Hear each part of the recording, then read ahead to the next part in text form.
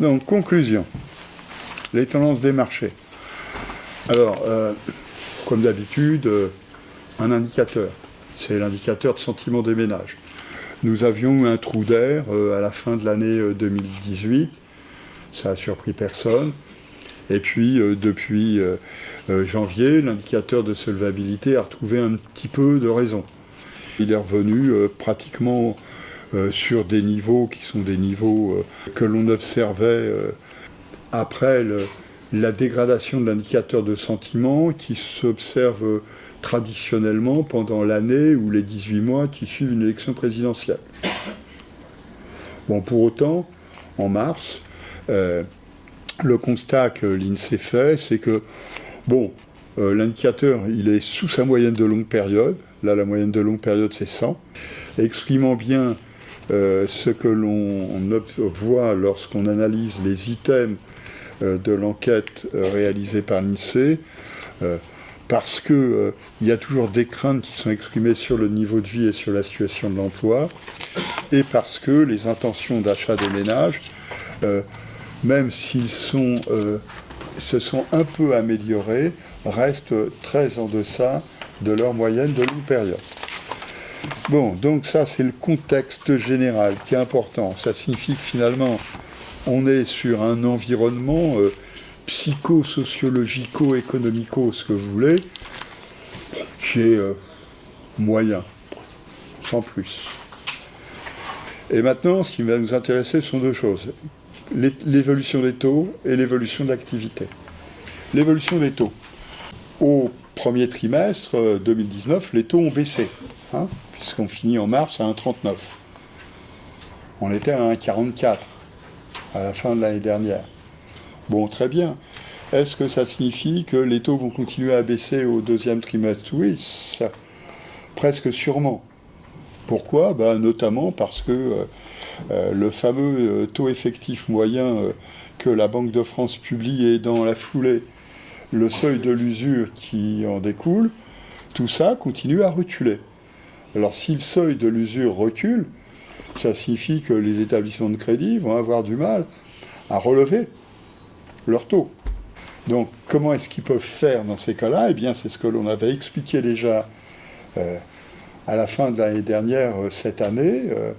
On avait dit, dans ces cas-là, c'est un déplacement, c'est une amplification du déplacement du marché vers les durées longues. Bon, donc ça signifie que finalement, nous sommes ici sur un mouvement de baisse des taux, d'allongement des durées ou de maintien de durées élevées qui n'a probablement pas de raison de s'interrompre à court terme. On ne sait pas. Court terme, c'est-à-dire deuxième trimestre, troisième trimestre, on verra ce qui se passera après. Bon. Et du côté des taux, est-ce qu'on a beaucoup d'arguments? Nous sommes sur un taux qui, le 11 avril, était à 1,36, donc continue à baisser. D'accord, je vous rappelle, au mois de mars, nous étions à 1,39. Au mois d'avril, nous sommes à 1,36. Donc la baisse continue, si on peut dire. Nous sommes sur un taux de l'OAT qui continue à baisser. Là, le 11 avril, nous étions à 0,37. Nous sommes, publication d'hier de la Banque de France, nous sommes en moyenne, nous sommes descendus à 0,32 pour l'OAT. Et les scénarios, les scénarios qui sont présentés, il n'y a aucun scénario qui nous laisse penser qu'il va y avoir une forte inflexion dans l'évolution des coûts des ressources. La BCE maintient ses objectifs, elle revient d'ailleurs sur des décisions qu'elle avait pu prendre. Le taux d'intervention de la BCE va rester longtemps bas. 2019, on disait, maintenant au moins 2020, le premier semestre, voire les 3 premiers trimestres, nous dit la Banque de France, au moins. Et après, peut-être que sur la fin de l'année 2019, on va rester à 0. Le premier semestre 2020, voire les 3 premiers trimestres vont rester à 0.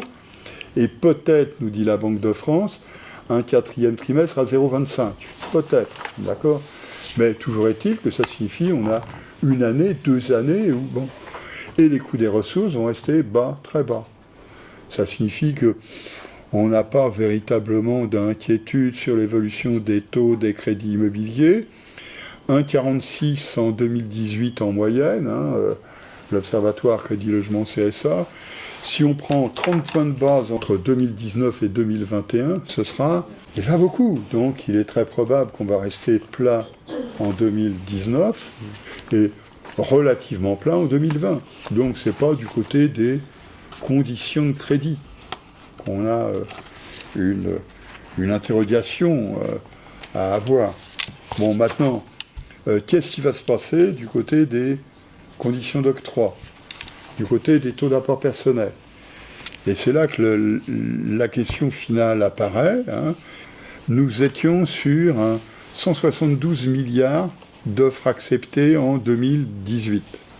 Si on considère que l'épisode de la baisse des taux d'apport personnel est terminé, et donc si on considère que nous sommes sur une remontée des taux d'apport personnel progressive, eh bien ça signifie qu'on pourrait avoir un scénario qui est un scénario un peu pessimiste, où on aurait un recul d'un peu plus de 5% de la production de crédit. 162, 163 milliards d'euros en 2019. Bon, le scénario le plus probable, c'est qu'on reste avec des taux d'apport personnel à leur niveau actuel. Mais bien, on a vu par le passé que les baisses venaient rompre toute logique.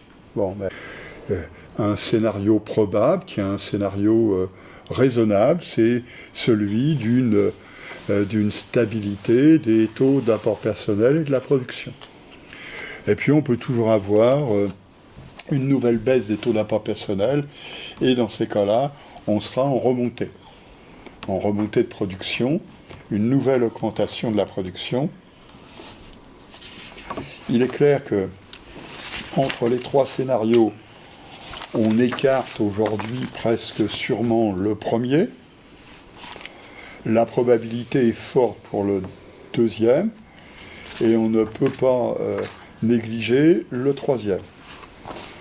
Voilà, bon, maintenant, il est évident que ça montre bien qu'on ne sait pas trop derrière ce qui peut se passer d'ici la fin de l'année.